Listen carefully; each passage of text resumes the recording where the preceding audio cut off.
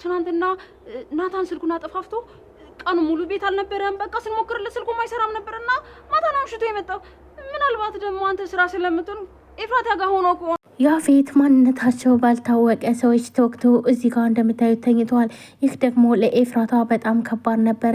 ኤፍራታ ያፌት ከሌላ ጊዜው ለየት ያለ ሲያመሽ በጣም ደንግጣ ስልኩን ስደውለት አያነሳም።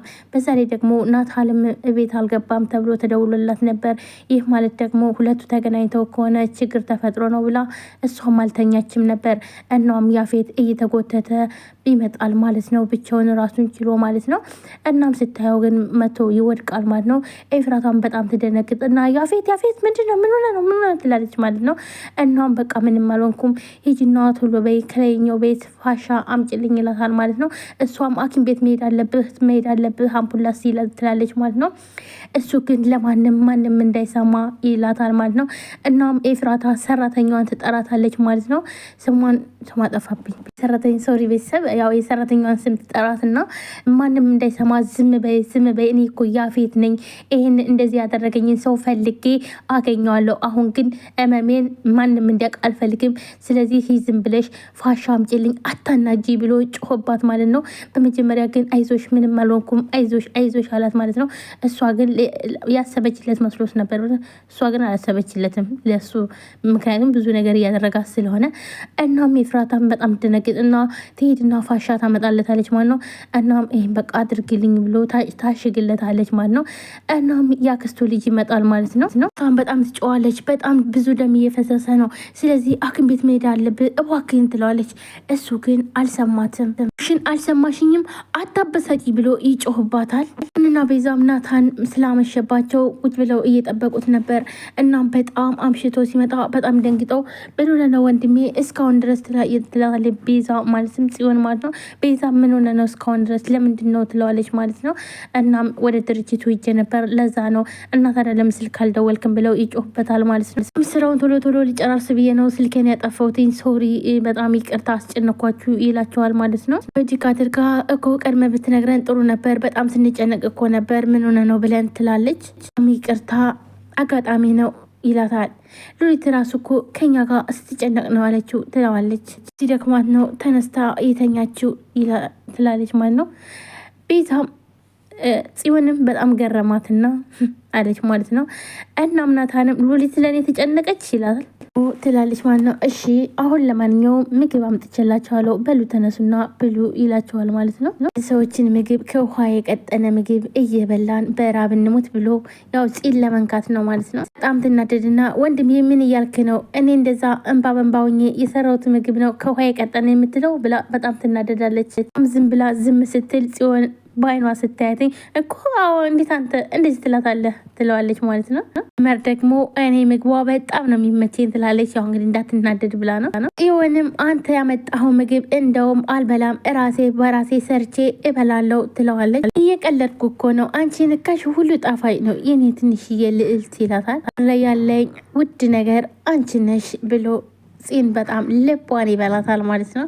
ግን እንደዚህ ያልክ የሰው አንጀት አትብላ እንዲህ በቀላሉማ አንተውህም ትለዋለች። በጣም እንግዲህ ያፌትን ማከብ ጀመረች ማለት ነው። ምክንያቱም እዚህ ጋር አልኮን እያደረገችለት ነው እያሸገችለት ነው ማለት ነው። ሐኪም ቤት አልሄድም እኔ ማንም እንዲሰማ ስለማልፈልግ ስላላት፣ ስለዚህ ለዛሬ ኤፍራታ ለያፌት ሐኪም ሆናለች ማለት ነው። ኤፉዬ ሰፍቼዋለሁ አሁን አምጭና አሽጊልኝ ይላታል ማለት ነው። ቆይ ግን ያፌት እንዴ ለምን ወደ ሐኪም ቤት አንሄድም ትለዋለች። እኔ እኮ ያፌት ነኝ ብሎ ይጮሃል ማለት ነው። እንግዲህ ያፌት ማንም ይነካኝ እያለ እንግዲህ ሞትን ቢመጣ እኔ እኮ ያፌት ነኝ ዞር በልልኝ ማለቱ አይቀርም ማለት ነው። ጋይስ እዚህ ያደረገኝን ሰው አሳድጄ ዋጋውን እሰጠዋለሁ ይላል። ኤፍራታም በጣም ትደነግጣለች። ይህን ነገር ያደረገው ናታን ነው ብላ በጣም ደንግጣለች። እቀለዋለሁ እንጂ እንደ ማንም ተራ ሰው ሆስፒታል እጄ አልታከምም ይላል ያፌት። ኤፍራታም ቆይ ምንድን የተፈጠረው ማን ነው እንደዚህ ያደረገ ትለዋለች። ወደፊት ታያለሽ ይላታል። እሷም በጣም ትነግጣለች። ቤት ያክስቱ ልጅ ይመጣል እና ወንድሜ ምን ሆነ ነው ማን ነው እንደዚህ ያደረገ ይለዋል። ምን ወንኩ ይለዋል። እንዴ እኔ ለኤፍራታ እኮ ስደውልላትኝ ስልክን ስለማታነሳ ኤፍራታ ስልክን አንስታ እንደተጎዳህና እንዲሁም ሐኪም ቤት አልሄድም እንዳልካት እኮ ነገረችኝ ይላታል ማለት ነው ይለዋል። እኔ ያፌት ነኝ ለተራ ጨዋት ብዬ ራሴን አላዋርድም ይላል። ማለት ወቅተው ነው ወይስ ደብድበው ነው ይለዋል። እናም ያፌትም በብርቱካን ቢላ ነው ነካ ያደረገኝ ይላል። ግን እኮ በጣም ተጎድቷል።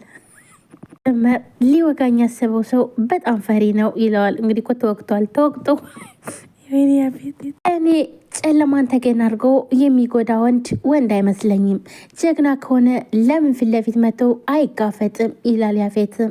ቡም በጣም ይስቅና ኧረ ተው ያፌተው እንዴ እኔ እኮ አቤላ ነኝ አንፈካከስ ሲለ እንሰካከስ። እርግጠኛ ነኝ ሰዎቹ እጣ ገብ ቢኖሩ ኖሮ ያ ሰውዬ አልቆለት ነበር ይላል አቤላ። ደግሞ የወጋ ሰው ብቻህን እንደሆንክ ስለሚያውቅ ነው። ያው ብቻህን ስትሆን ያን ያክል ደፋር እንዳልሆንክ ስለሚያውቅ ነው ይለዋል። አባህን ያልከው አንተ የማትረባ ከያፌት ጋር እንደምታወራ ረሳው እንዴ ይለዋል ማለት ነው። ያፌት ያው እንግዲህ ሁልጊዜም በፉከራ እኔ ማነኝ ማንም የነካኝ እኔ ነኝ ያለ ይሞክረኛ ይላል ማለት ነው። እንግዲህ ያፌት ሁሉንም እንግዲህ ከሱ በላይ ማንም የለም ማለት ነው። ወኔው ግን በጣም ደስ ይላል እውነት ለመናገር። ይጠብቅ ለዚህ ንግግር ደግሞ ትቀጣበታለህ ይለዋል። ወንድሙም ደግሞ አሁን እኔ ምን አደረግኩኝ ይለዋል። ጨለማን ተገናንኮ ምናምን ስትል ያው ባይሆን ኑሮ በሰዎች ይገደል ነበር ነው ያልኩት፣ ሌላ ምን አልኩኝ ብሎ ይላል። እንደዛ ያለ ኤፍራታ ትመጣለች። ኤፍራታ ትመጣና አቤል ሰላም እንዴት አደርክ ትለዋለች።